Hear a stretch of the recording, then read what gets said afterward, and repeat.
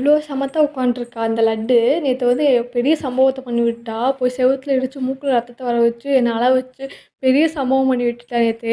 நான் ஒண்ணுமே இல்ல. ரெஸ்ட் ரூம் தான் போனேன். எப்பயுமே ரெஸ்ட் ரூம் போம்போது என்ன பண்ணுவேன், சுத்தி தலகாணி வச்சு டாய்ஸ்லாம் எடுத்து போட்டுட்டு ரெஸ்ட் ரூம் போயிட்டு வருவேன். அந்த மாரி தான் நேத்து பண்ணேன். அவ மேடம் என்ன பண்ணாங்கன்னா, நான் போன கேப்ல எந்திரிச்சு நிக்க ட்ரை பண்ணியிருக்காங்க.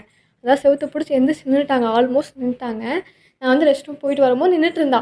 சரி விழுந்துருவா, விழுந்து தலைக்கு அடிபட்டுரும். தலகாணி வச்சிருக்கோம். இருந்தாலும் கீழ விழுந்துட்டா குப்புறடிச்சு விழுந்துருவா, வலிக்குமே அப்படின்ட்டு நான் புடிக்கலான்ட்டு வந்தேன்.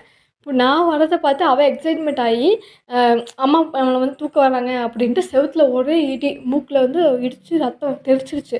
எனக்கு வந்து கையும் காலும் ஓடல. என்ன பண்றதுன்னே தெரியல. டக்குனு தூக்கிட்டு அவ அவ்ளோ அழுகுறா. டக்குன்னு வெளிய தூக்கிட்டு வந்து கன்வின்ஸ் பண்ணி கொஞ்சம் அழுகைய நிப்பாட்டிட்டா. ஒரு 2, 3 மினிட்ஸ்லயே அழுகைய நிப்பாட்டிட்டா. வலிச்சுச்சா என்னன்னே தெரியல. அழுகைய நிப்பாட்டிட்டா. அதுக்கப்புறம் தான் ரத்தம் வருது. ஐயோ! ரத்தத்த பார்த்ததும் கையும் காலும் ஓடல. டக்குன்னு யாருக்கு கால் பண்ணுறதுன்னே தெரியல. டாக்டர் நம்பர் இருந்துச்சு ஆல்ரெடி. அந்த நம்பரையும் காணோம். எனக்கு என்ன பண்ணுறதுன்னு தெரியல. டக்குன்னு என்னோட சிஸ்டருக்கு கால் பண்ணி, எங்க அம்மா, என்னோட சிஸ்டர்லாம் வந்துட்டாங்க வீட்டுக்கு. வீட்டுக்கு வந்ததும் அவங்க சொன்னாங்க, "நார்மல் தான். சிறுமூக்கு தான் உடைஞ்சிருக்கும். நார்மல் தான். ஒண்ணும் ஆகாது. பிளட்டும் நின்றுச்சுல்ல. ஃபீல் பண்ணாத விட்டுரு. அதெல்லாம் ஒண்ணும் இல்ல." அப்படின்னு சொல்லி கன்வின்ஸ் பண்ணாங்க. இருந்தாலும் எனக்கு மனசு கேட்கவே இல்ல. டாக்டர்ட்ட போயிட்டு டாக்டர்ட்ட கேட்கும்போது தான் சொன்னாங்க, "நார்மல் தான். ஒரு பிரச்சனையும் இல்ல. தலையில அடிபட்டு மூக்குல ரத்தம் வந்தா தான் பிரச்சனை. மூக்குல அடிபட்டா எல்லாருக்குமே மூக்குல அடிபட்ட உடனே ரத்தம் வரது நார்மல் தான். ரத்தம் நின்றுச்சுன்னா பிரச்சனை இல்ல. நீங்க பயப்பட வேணாம். குழந்தைய ஜாக்கிரதையா பார்த்துக்கோங்க. குழந்தைய பார்த்துக்காம என்ன பண்ணிட்டு இருந்தீங்க?" அப்படிலாம் கேட்டாங்க.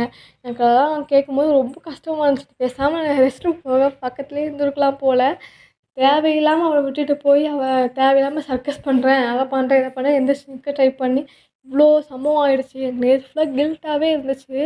நம்மளால தான் அவ கீழ விழுந்து அடிபட்டுருச்சோ அப்படின்னு. ஒரு பக்கம் என்னன்னா பயமாவும் இருக்கு. ஃப்யூச்சர்ல இவ என்ன பண்ண காத்திருக்காளோ என்னன்னு தெரியல.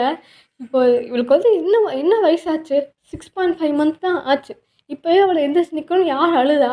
தேவையில்லாம இவ எந்திரிச்சு நின்னு மூக்குல அடிபட்டு ரத்தம் வந்து நான் பயந்தது இல்லாம வீட்ல இருக்கவங்க எல்லாருக்கும் பயப்படுத்தி ரொம்ப கஷ்டமாயிடுச்சு. இவள வச்சுட்டு இன்னும் ஒண்ணும் பண்ண முடியாது. இவள கையிலேயே தான் நேத்துலேருந்து இப்போ வரைக்கும் கையிலேயே தான் வச்சுட்டுருக்கேன். கீழ விடுறதுக்கே பயமா இருக்கு.